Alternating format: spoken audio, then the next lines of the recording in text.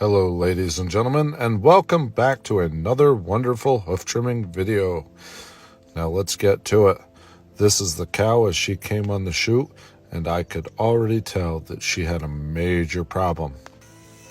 As you can hear, Aaron is trimming the front feet on this cow while I'm starting to work on the back feet. And now we're going to go ahead and trim these hooves and prepare her for a block. Anytime that we see maggots, that means that there's a hole in her hoof somewhere that has necrotic tissue involved. From the swelling in this hoof, I can already tell that the problem is in that top toe of this back left foot.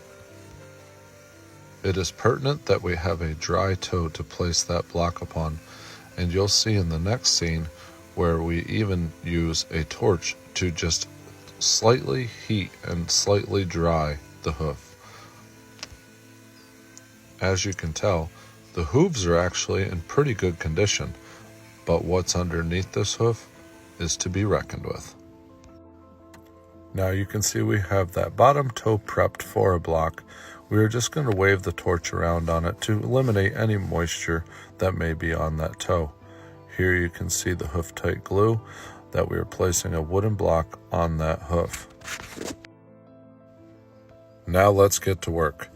First thing we're going to do is clean out any debris that we can get easily away from that wound before we start seeing where the problem is and where the problem goes.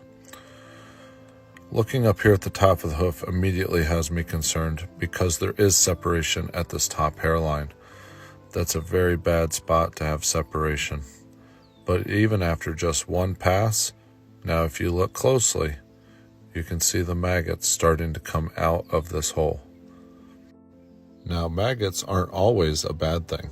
Maggots do eat necrotic tissue and keep it from getting worse. Now that we have seen where the separation is, now I'll take the grinder and thin the margins on this hoof to make it a little easier with the hoof knife. One thing with a hoof like this hoof is pretty hard, and I'll explain why. It also makes sense why the maggots are not getting crushed. So this animal has been lame long enough that she has not been putting weight on it. Therefore, she has not been putting weight on the hoof to crush the maggots, and the hoof has not been sitting in real sloppy manure because she cannot put it down on the ground while she is walking. In turn, that makes it a prime spot for a fly to land and find a nice juicy hole to lay its eggs and grow these maggots. While these maggots are cleaning some of that dead and necrotic tissue away from the hoof, they are also in there and not allowing the hoof to fully heal.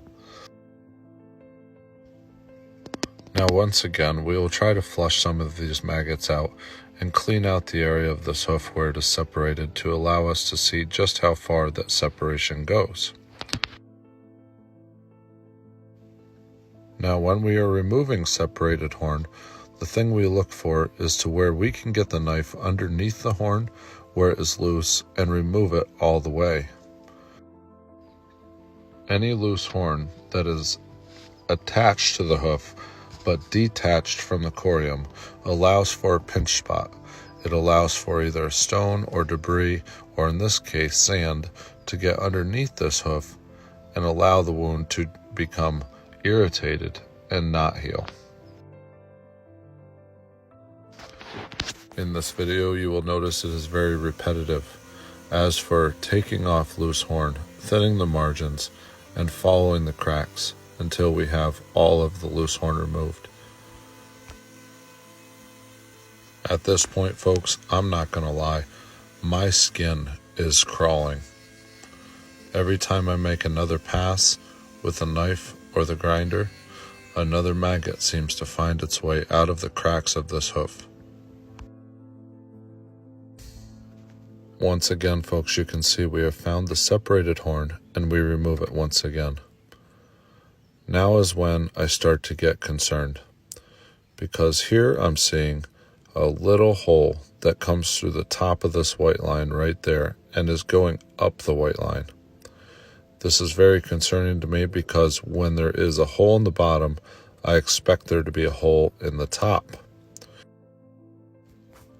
Now, if you remember back to the start of this video, we saw that that foot was swollen. That is another batch of concern because that tells me that there is infection.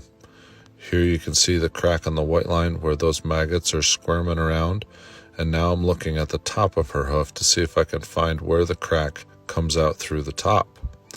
After inspection, she has a massive hole, and this hole from that squish that you just saw there shows me that it is separated all the way through the bone into the top of that hoof.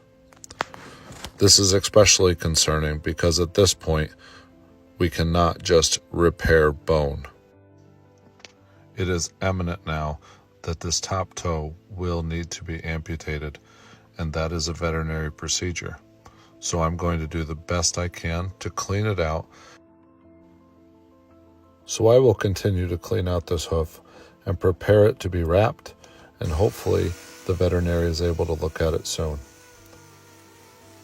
I would like to point out the fact, though, that those maggots did do a very good job of keeping that necrotic tissue away from the bottom of this toe, but that is no longer my concern.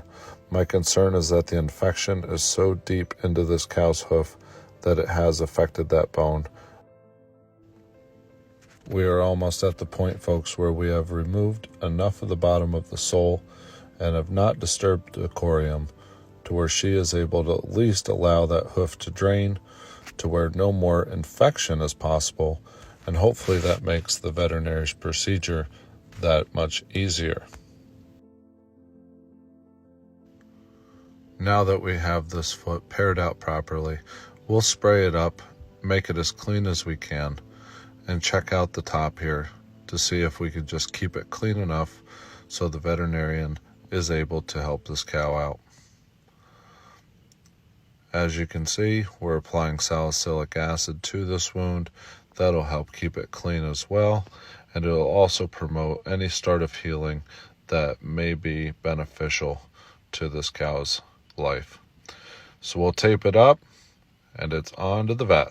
Thank you for watching, and have a wonderful day.